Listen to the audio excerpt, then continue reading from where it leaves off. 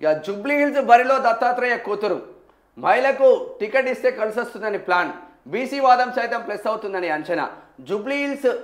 విజయలక్ష్మి పేరును పరిశీలిస్తున్న బీజేపీ జాతీయ నాయకత్వం జూబ్లీ హిల్స్ ఉప ఎన్నిక బరిలో మాజీ గవర్నర్ బండారు దత్తాత్రేయ కూతురు విజయలక్ష్మి పేరును బీజేపీ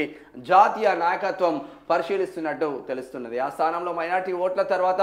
యాదవ వర్గానికి చెందిన ఓట్లు అధికంగా ఉన్నాయి దీంతో ఆ వర్గానికి చెందిన లీడర్ అందులోనూ మహిళకు టికెట్ ఇచ్చేందుకు ఢిల్లీ పెద్దలు మొగ్గు చూపుతున్నట్లు తెలిసింది దత్తాత్రేయ కూతురికి టికెట్ ఇస్తే జూబ్లీ హిల్స్ నియోజకవర్గంలో గెలుపు సులభతరం అవుతుందని అంచనా వేస్తున్నారు అక్కడి ఎమ్మెల్యే మాగండి గోపీనాథ్ మరణంతో ఆయన భార్య సునీతకు టికెట్ ఇవ్వడంతో సానుభూతి కలిసి వస్తుందని బీఆర్ఎస్ భావిస్తున్నది అందుకు పోటీగా మహిళనే బరిలోకి దించితే తమకు ప్లేస్ అవుతుందని కమలం లీడర్లు భావిస్తున్నట్లు సమాచారం ఛాలెంజ్ గా తీసుకున్న బీజేపీ జూబ్లీ హిల్స్ ఉప ఎన్నికలో ఎలాగైనా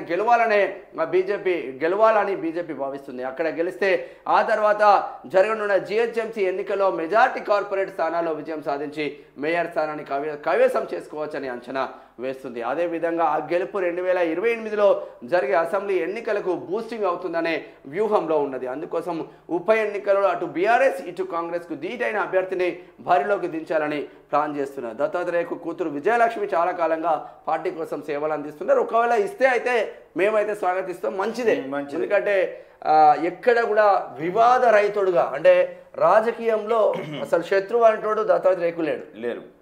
దసరా తర్వాత అలాయ్ బాలాయ్ పెడతాడు అందరినీ అలుముకుంటాడు సిబిఐ డైరెక్టర్ ప్రవీణ్ సూద్కు అస్వస్థత జూబ్లీ హిల్స్ అపోలో ఆసుపత్రికి తరలింపు శ్రీశైలం నుంచి వస్తుండగా అనారోగ్యం 2 పిల్లలను చంపి తల్లి ఆత్మహత్య కుటుంబ కలహాలే కారణం నిజాంపేటలో విషాదం అంట ఇది దిశలో